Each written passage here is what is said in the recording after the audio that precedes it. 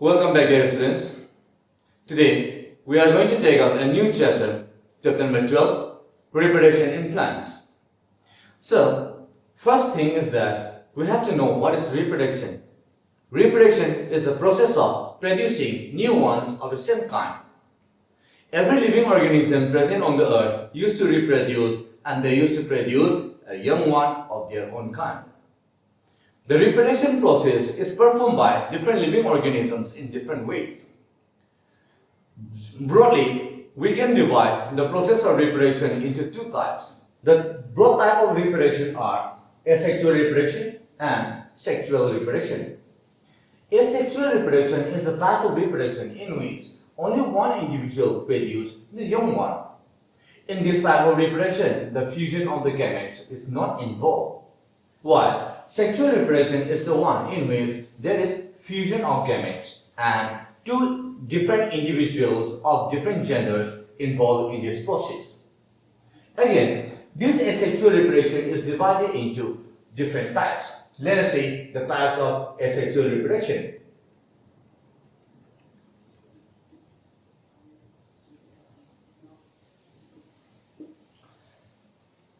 The first type of asexual reproduction is known as binary fusion.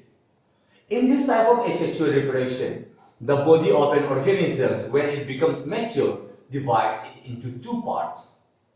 Its two parts will develop into a new individual of the same species. In such type of reproduction, the daughter cells, means the newly formed cells, will be obtaining half the genetic material as well as the substances present inside the parent's body. So, in this type of reproduction, a single cell, when it becomes mature, it will develop a group on its body. During this time, the genetic material present inside the body also will get divided into two halves.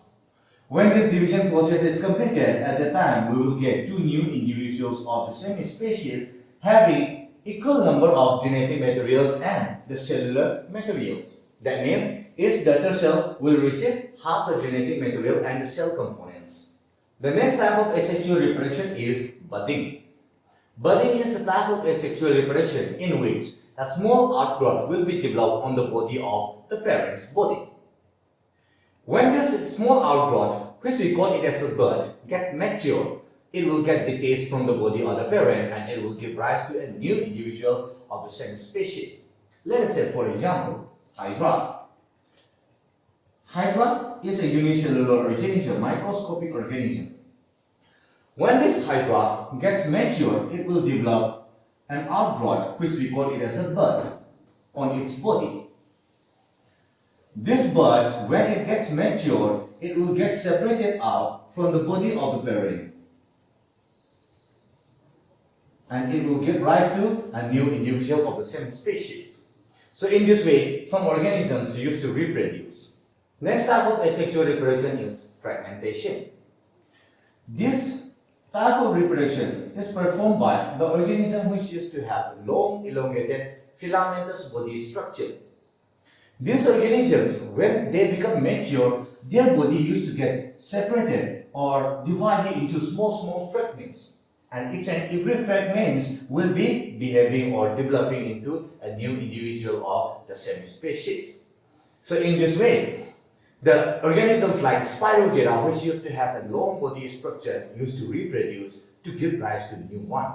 Next type of reproduction is known as spore formation. This type of reproduction is generally performed by fungus as well as the fern. If we see the body of a fungus, the fungus used to have a body structure, a general body structure of fungus used to be like this. There used to be a long root-like structure which we call it as a hyphae, from which a stem-like structure will be arising, and on the top of this stem-like structure there will be presence of a bag or sac-like structure. This sac-like structure we call it as the sporangium or spore sacs. In this sporangium, small seed-like structures known as spore will be developed. When this fungus becomes mature, at that time, the sporangium used to break and push out all the spores, and it used to spread.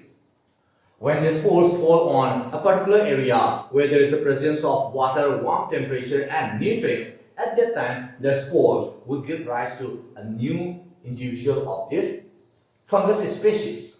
Next type is known as regeneration. Regeneration is the ability of regrowing the lost part or damaged part of the body. Every living organism present on the earth has the ability to regenerate the lost part of the body, but at different rate. Some organisms have the ability to regenerate at a greater extent as compared to that of the other organisms, like that of the human. So, by the help of this regeneration, some organisms like planaria have the ability to reproduce. Planaria is also a unicellular organism and a microscopic one. When these organisms become mature, the body of the organisms get detached into different parts. It is similar with that of the fragmentation. But here, each part will develop the remaining portion of their body and give rise to a new individual of the same species. So in this way, certain organisms also perform this regeneration process to give rise to new individuals of their own kind. The last type of asexual reproduction is known as vegetative propagation.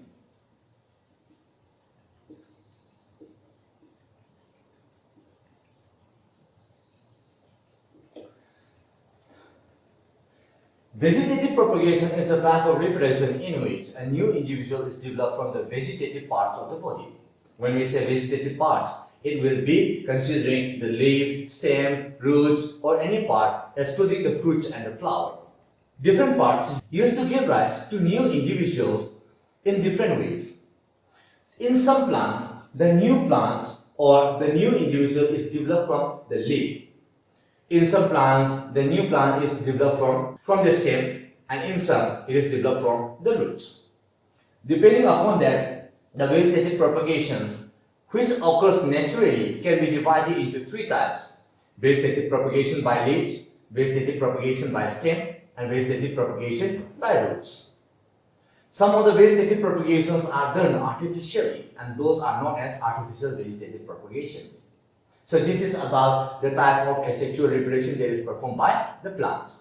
Now, let us come to the sexual reproductions occurring in plants. The sexual reproduction in plants is performed by the help of reproductive parts of the plant. The flower is considered as the reproductive parts of a plant. When we see the general structure of a flower, the flower contains four main parts. The first part, at the outermost portion of the flower, is green in color and it is known as the sepals. The sepals used to give protection to this young flower when it is not fully mature. The second layer of the flower is known as the petals and it is bright color generally. The bright color petals used to attract the insects for performing a very important process in the plant known as pollination. Inside it, there is the presence of the actual reproductive part. One is known as the stamen, which is considered as the male reproductive part. This stamen is again of two different parts. This long stalk or the long structure, it is known as the filament, while at the tip of this filament there will be presence of the bulge structure, which we call it as the anther. The anther is the region or is the area where the male gamete is produced. At the innermost portion of a flower, there will be presence of the female reproductive part, which is known as the pistil. The pistil has three different parts. One, at the tip, which is flat in structure.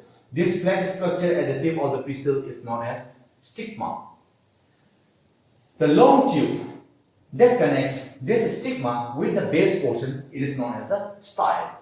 And at the bottom of or at the base of this pistil, there is the presence of a swollen structure which is known as the ovary. Inside the ovary, there will be presence of another structure known as ovule, in which the female gamete known as egg is developed. When the flower gets mature, The first step for the reproduction process, sexual reproduction process performed by the plant, is the transfer of the pollen grain on the surface of the stigma.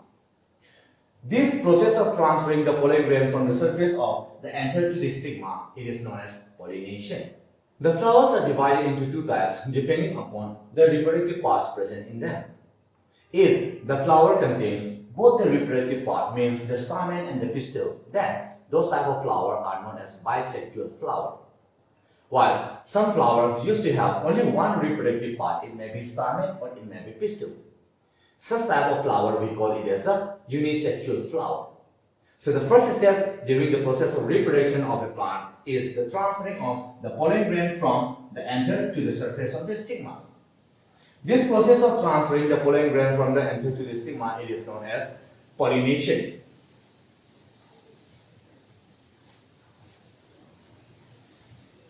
Depending upon the type of flower and depending upon in which manner the pollen grains are transferred from the anther to the stigma, the types of pollinations. There are two types of pollinations. The first one is known as self-pollination. In self-pollination, the pollen grain is transferred from the anther of the same flower to the stigma of that flower itself, or from the anther to the stigma of different flower but of the same plant. If the pollen grain is transferred from a flower of one plant to the flower of another plant, then that type of pollination we call it as a cross-pollination. After the pollination process is over,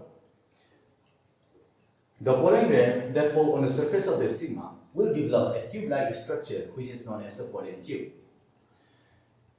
The gametes present in this pollen grain will be transferred inside the ovary, and inside it, the male gamete will be fused with the female gamete. This fusing of the male gamete and the female gamete, we call it as a fertilization.